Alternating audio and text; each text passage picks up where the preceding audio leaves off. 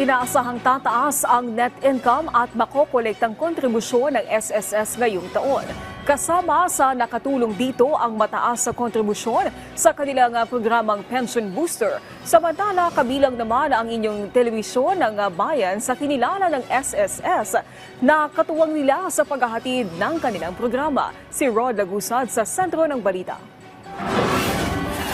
Aabot sa 2 hanggang 3 bilyong piso ang inaasahang maidadagdag sa makokolektang kontribusyon ng Social Security System ngayong taon. Ayon kay SSS President and CEO Rolando Macasait, dahil ito sa inaasahang 4 na milyong bagong miyembro ng SSS. Anya, nakadagdag tulong dito ang ginawang rebranding sa programang Workers Investment and Savings Program o WISP na ginawang Pension Booster na anya ay mas madaling maunawaan ng tao. Because of our executives who initiated this, indeed po, the response was super positive. As I understand it, dati ho, the deposits for WISP or the pension booster was all about 40 million a month. I think we're hitting over 100 million a month already.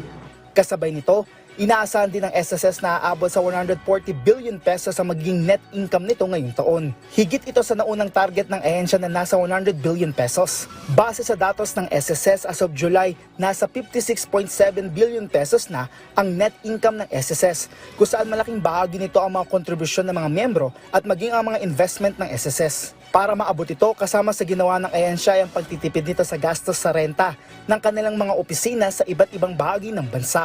So lahat ng branches namin po na nirerentahan namin, nililipat namin, we're moving them to malls and they are all given to us for free. So ang dami ho namin natitipid. Samantala, kasabay ng paggunita ng SSS sa 67th anniversary nito, inulunsad ng ahensya ang kanilang enhanced logo at redesign website. Ayon kay Macasait, ang redesign website ay user-friendly at may dedicated page para sa mga OFW. Habang pinarangalan naman ng SSS sa mga katawang nito sa mga programa ng ahensya. At kasama rito ang PTV bilang Best Media Partner sa Broadcast National Category sa Balikat ng Bayan Awards. Dahil ito sa kontribusyon ng network sa pagbibigay ng mga mahalagang impormasyon sa mga miyembro, pensioners at iba pang stakeholders pagdating sa programa ng ahensya. Personal na tinanggap ni PTV General Manager Toby Nebrida at Ulat Bayan at Rise and Shine Pilipinas anchor Diane Kerrer ang naturang pagkilala.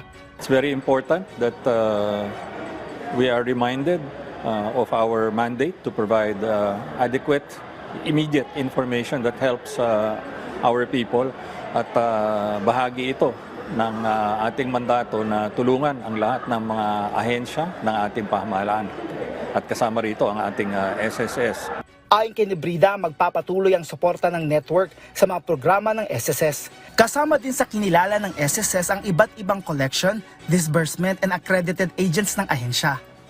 Rod Lagusad, para sa Pambansang TV sa Bagong Pilipinas.